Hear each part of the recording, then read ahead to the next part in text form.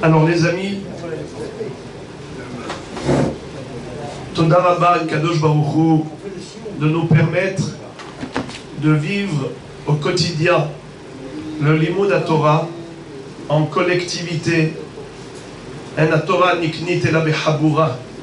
C'est la collectivité qui nous encourage, qui insuffle en nous cette inspiration, cette volonté, cette ambition de progresser. C'est la force du Tzibour. Le Tzibour nous transporte. C'est pour ça qu'il faut toujours rester rattaché à une communauté, un kécher avec le Tzibour. Al tifrosh mina Tzibour. Ne t'éloigne pas du Tzibour, de la collectivité. Tellement de ma'alot on obtient au travers de la collectivité. Mais c'est vrai que ça fait appel à beaucoup de bonnes midot.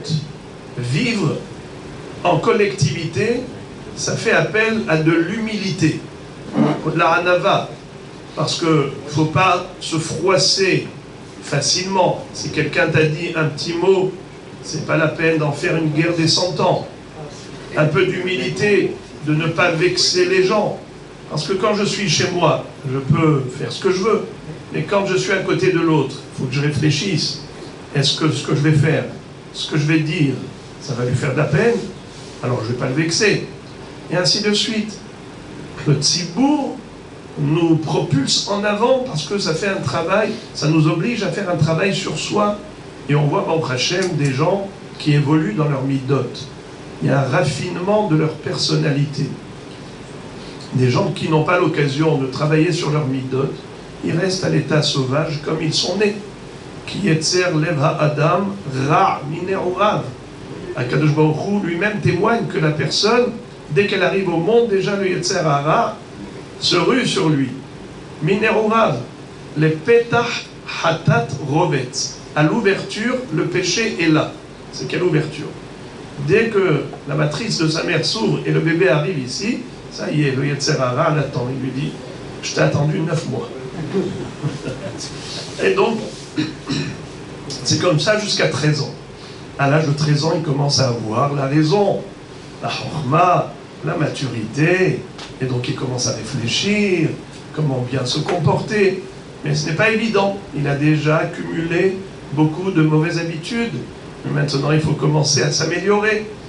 C'est le travail de l'étude de la Torah. Et ça, il y a le mariage. Le mariage, ça fait appel à beaucoup de travail sur ses midot, sur sa sablanout, sur sa hadinout, et ainsi de suite. Et voilà, le tzibour, à chaque fois que tu rencontres quelqu'un, tu dois te dire comment je vais l'honorer, comment je vais honorer cette personne. Comme disait le Ramban à son élève. Il me disait, tu dois toujours réfléchir et penser que la personne qui est en face de toi, elle est digne de ton respect. Parce que s'il est plus intelligent que toi, c'est normal. S'il est moins intelligent, c'est aussi normal. Parce que lui, aux yeux d'Akadosh Baruch Hu, il est shogeg, il est considéré comme inconscient. Ronnie, prends une chaise. Tandis que toi, tu es considéré comme responsable, comme conscient de tes actions.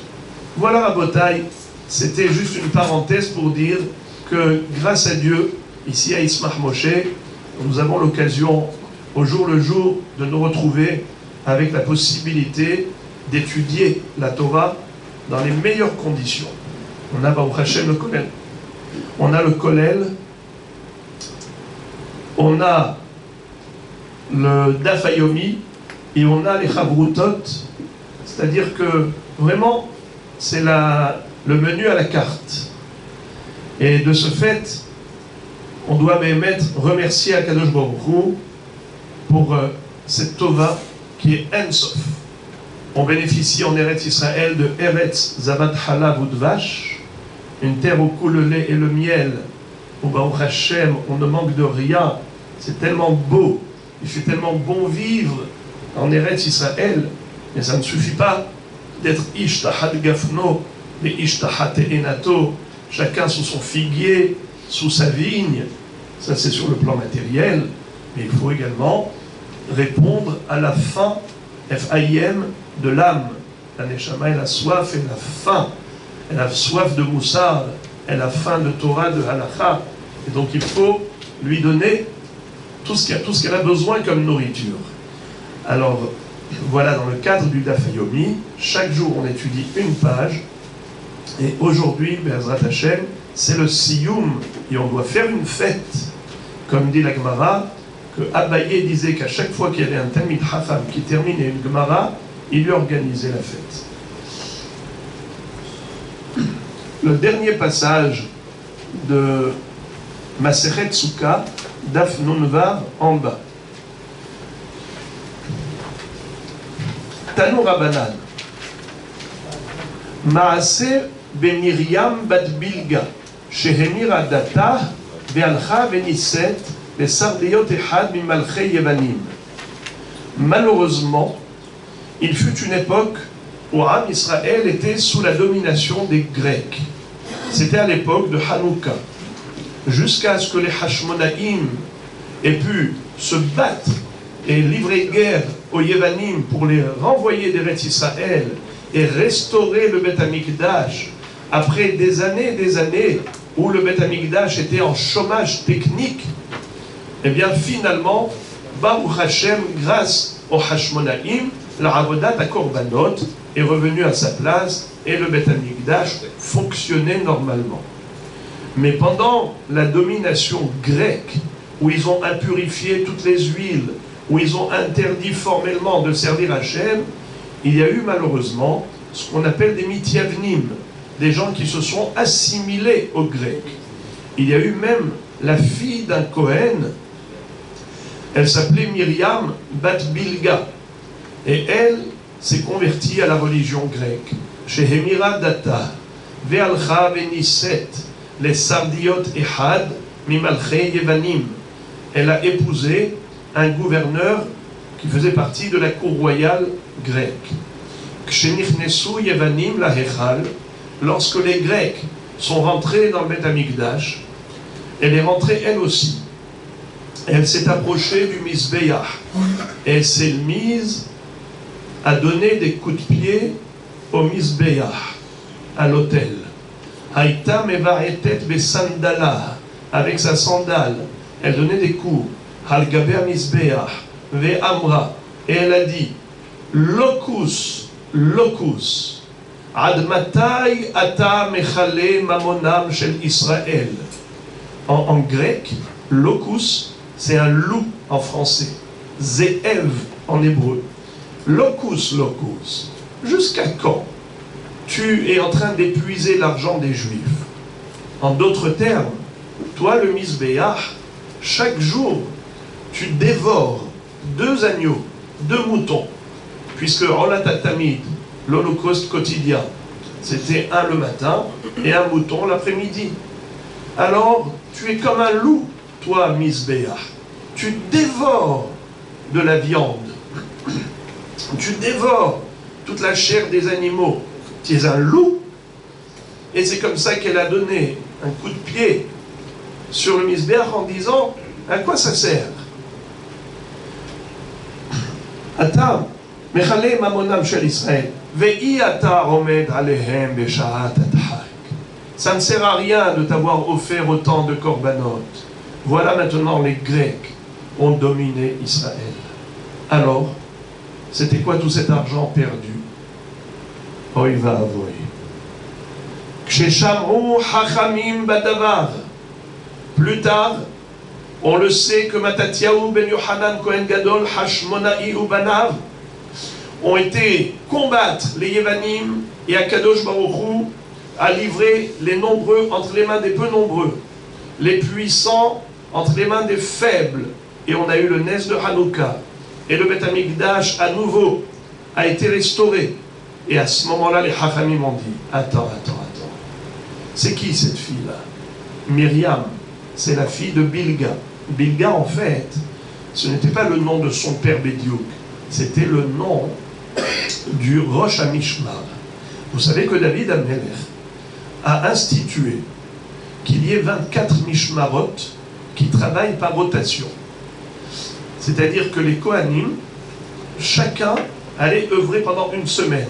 En fait, on avait 24 gardes, ce qu'on appelle Mishmarot, qui étaient 24 groupes de Kohanim.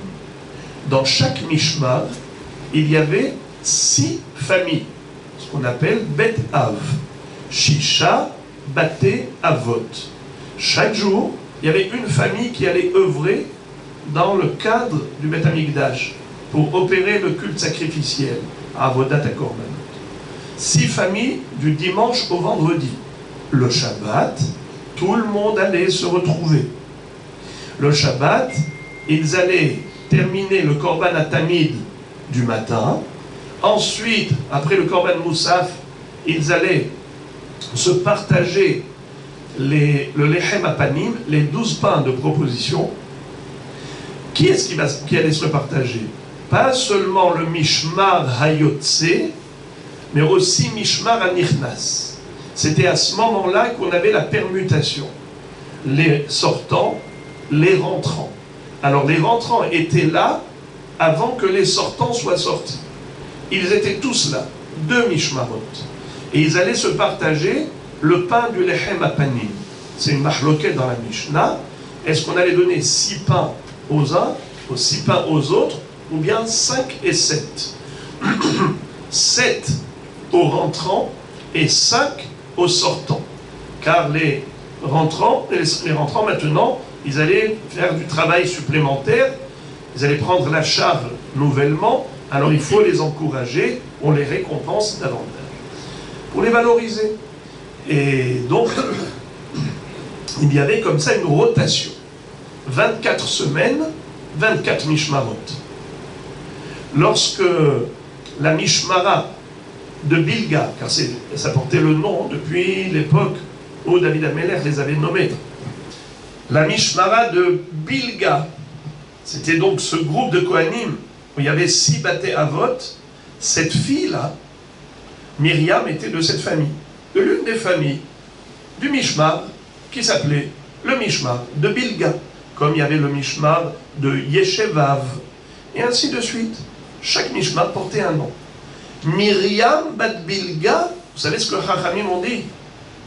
Maintenant que Baruch Hashem, on a vaincu les Grecs, et on a restauré le Beth Amikdash, et on a recommencé la Avodat HaKorbanot, on va humilier tout le Mishmar de Bilga. On va fermer sa fenêtre et on va sceller son anneau. C'est quoi cette histoire?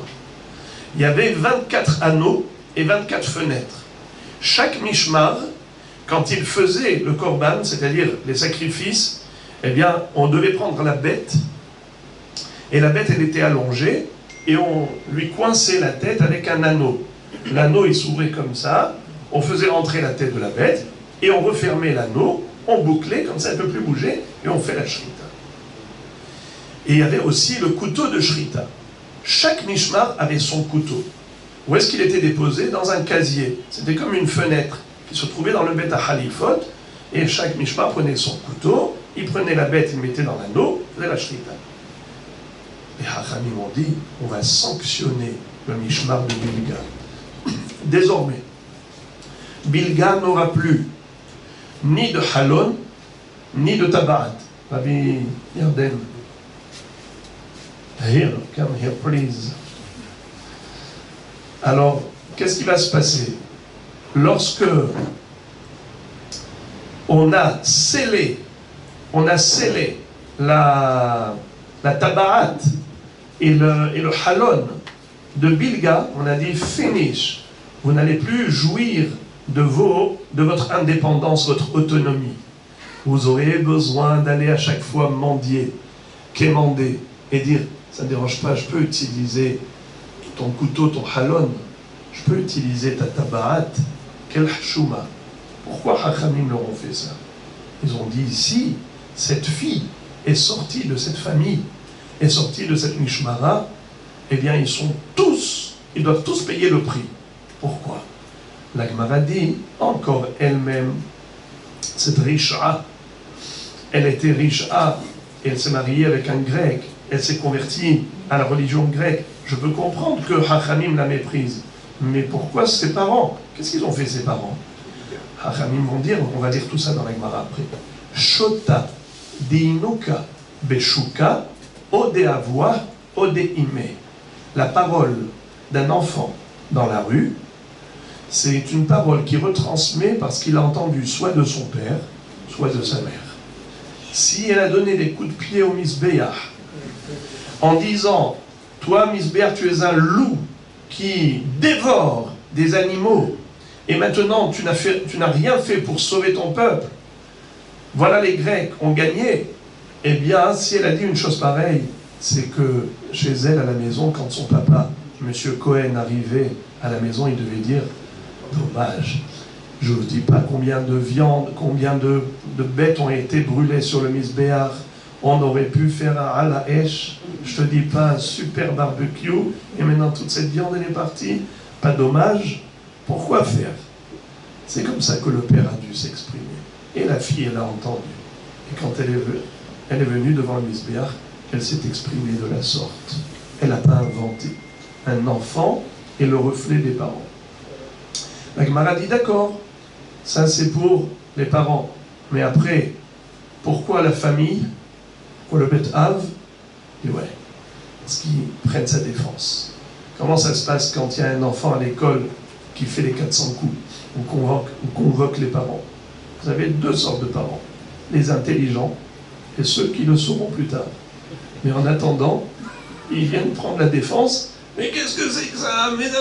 Mais au lieu de prendre en considération la remarque de la prof, la remarque du directeur, comprendre qu'il y a quelque chose à réparer, c'est pour aider ton enfant que la remarque a été faite, c'est pas pour Hazve Shalom le condamner.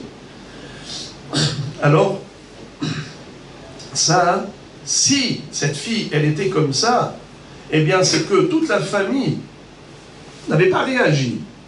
Tu vois, l'enfant qui s'exprime d'une manière négative, n'est pas convenable, qui n'est pas correct, dis-lui quelque chose, fais une remarque. C'est que vous êtes tous complices de cette chose négative. Alors après, la Gemara pose la question, elle dit, c'est alors la famille, ok, les parents, la famille, mais après, tout le mishmar, skin, tu as scellé la tabarat et le halon de tout le mishmar de Bilga, là-bas, ça fait 6 baté avot, on a fait le calcul tout à l'heure, ça fait 6 familles de Kohanim. Eh bien, la Gemara doit répondre, Oï la racha, je dirais Oï l'ishreno, malheur au racha et malheur à son voisin. Et de qui on apprend? De qui on apprend? Hein? Ça c'est Korah avec Reuven et Issachar avec Moshe Rabbeinu, ça c'est pour le Tov, la Tzeddik et la Racha. Et la Gemara dit qu'on apprend du din du Metzora. Vous savez que quand une tache de lèpre a atteint l'une des pierres de la maison, eh bien il fallait retirer la pierre et en mettre une autre, n'est-ce pas? Et après si à nouveau il y a une tache de lèpre, on enlève. Il fallait être kotse vetah. Alors la Gemara dit, mais Mskin, le voisin, pourquoi il a à subir de la tache de lèpre de son voisin? Il y a Reuven et Shimon. Reuven, il a une tache de lèpre dans sa maison, mais Shimon, qui se trouve le voisin, ils ont un mur mitoyen. Tu enlèves les pierres, Mskin, lui aussi, il subit. Alors c'est ça. Oïl aracha, ve oïl ishreno. C'est le prix à payer quand on a un mauvais voisin. Alors la Gemara conclut en disant, Midat Tova Meruba. Si déjà, Oïl aracha, ve oïl ishreno. Malheur au rachat et malheur à son voisin, à plus forte raison que Tov la tzaddik, ve Tov l'ishreno. Heureux est le tzaddik, heureux sont ses voisins. Et là, Rabbi Shalom a rappelé qu'en effet, où est-ce qu'on trouve cette application de cette règle? Tov la tzaddik, ve Tov l'ishreno, oïl aracha, ve oïl ishreno. Les Bnei Reuven, Datan va Abiram, ils étaient à côté de qui? De Korah. Korah, avec tous les Bnei Reuven, ils ont été contre Moshe Rabbeinu. Comme ils étaient voisins de Korah, eh bien ils se sont laissés entraîner par lui. Les Bnei Issachar, c'est le Shevet des Talmidei Chachamim. Pourquoi est-ce que Dafka, ce Shevet, s'est investi dans l'étude de la Torah? Parce qu'ils étaient voisins de Moshe Rabbeinu. Vous voyez, Moshe Rabbeinu, comment il étudiait la Torah? Eh bien, ça les stimulait. Voilà, en substance, ce qu'on va dire. תנו רבנן מעשה במרים בת בלגה שהמירה דתה והלכה ונישאת לשר להיות אחד ממלכי יוונים. כשנכנסו יוונים להיכל הייתה מבעטת בסנדלה על גבי המזבח ואמרה לוקוס לוקוס עד מתי אתה מחלל ממונם של ישראל ואי אתה עומד עליהם בשעת הדחק. וכששמעו חכמים בדבר קבעו את טבעתה וסתמו את חלונה. ויש אומרים משמרתו שוהלבו. Il y a ceux qui disent que la mishmara de Bilga, pourquoi ils ont été sanctionnés? Parce qu'ils venaient toujours l'après-midi, le Shabbat après-midi en retard. Et qui est-ce qui faisait le korban atamid à sa place? Nichnas yeshevav achiv imo veshimesh tahtav. Afalpi sheshchene reshaim lo nistakru shchene Bilga nistakru. שבלגה לעולם חולקת בדרום וישבב אחיו בצפון.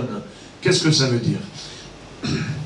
Encore l'une des sanctions infligées à Bilga par les Chachamim, non seulement qu'on a scellé leurs fenêtres et leurs anneaux, mais en plus, c'est que d'habitude, quand arrivaient les nouveaux Kohanim, le nouveau Mishmar, et on a dit, il y avait les rentrants et les sortants. Mishmar Anichnas, Mishmar Ayotse. Qui est-ce qui était au sud de Ezrat Kohanim et qu'est-ce qui était au nord de Ezrat Kohanim? Qu'est-ce qui est plus important d'abord? Est-ce que le nord ou le sud du Beth Amikdash est plus important? Eh bien c'est le nord. Pourquoi? Car les korbanot, les Kodesh Kadashim, comme Hatat, Rola, Hacham, tous ces korbanot-là, ils étaient shrités. On faisait la shrita où? Au nord. Des shahat oto al yerech hamizbeach tzafona lifnei Hashem. Donc le tzafon est plus hachouv.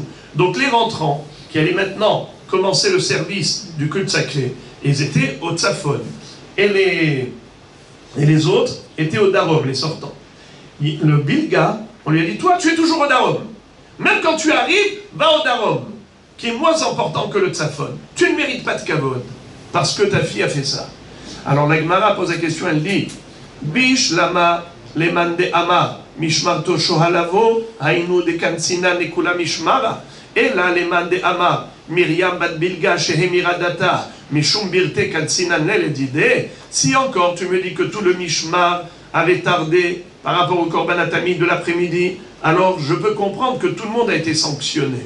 Mais si tu me dis que c'est juste pour l'histoire de cette jeune fille qui malheureusement est devenue un renégat, alors pourquoi est-ce que tu vas sanctionner toute la Mishmara, toute la garde, tout le groupe des Kohanim? Alors d'abord la Gemara pose la question, Kansinan l'Edidé, tu vas sanctionner le père, qu'est-ce qu'il a fait le père? C'est sa fille. Amar Abaye in, oui, Kede Amri Inche, comme dit le proverbe, Shuta de Inuka Beshuka, une parole d'un enfant dans la rue, Odéavoa Odéime. Il a entendu ou de son père ou de sa mère. La Gemara dit Mishum Avoa Veime Kansina Nekula Mishmara. Et à cause du père ou de la mère, on va sanctionner tout le groupe. Amar Abaye, oui. Oy la Racha ve Oy l'Ishreno. Malheur au Racha, malheur à son voisin.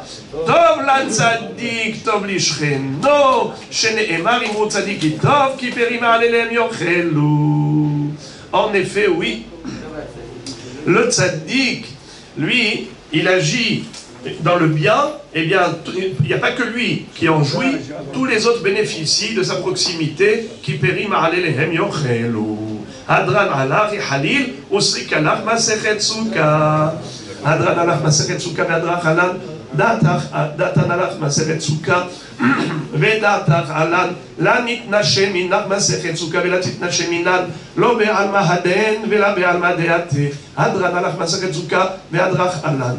דתן הלך מסכת סוכה ודתך עלן. לה נתנשם מנך מסכת סוכה ולה תתנשם מנן. לא בעלמא דן ולא בעלמא דעתה. הדרן הלך מסכת סוכה והדרך עלן. דתן הלך מסכת סוכה ודתך עלן. לה נתנשם מנך מסכת סוכה ולה תתנשם מנן. לא בעלמא דן ולא בעלמא דעתה. יהי רצון מלפניך אדוני אלוהינו ואלוהי אבותינו שתהא תורתך אומנותנו בעולם הזה ותהא עמנו לעולם הבא. חנינה בר פפא, רמי בר פפא, נחמן בר פפא, אחי בר פפא, אבא מרי בר פפא, רפרם בר פפא, רכיש בר פפא, סורחב בר פפא, עדה בר פפא, דהו בר פפא.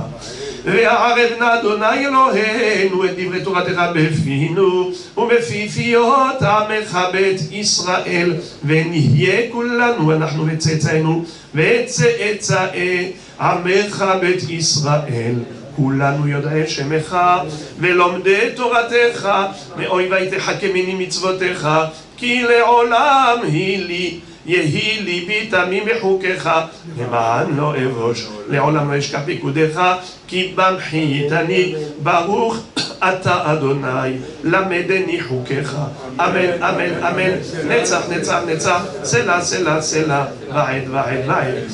מודים אנחנו לפניך אדוני אלוהינו ואלוהי אבותינו, ששמת חלקנו מיושבי בית המדרש, ולא שמת חלקנו מיושבי קרנות, שאנו משכימים והם משכימים.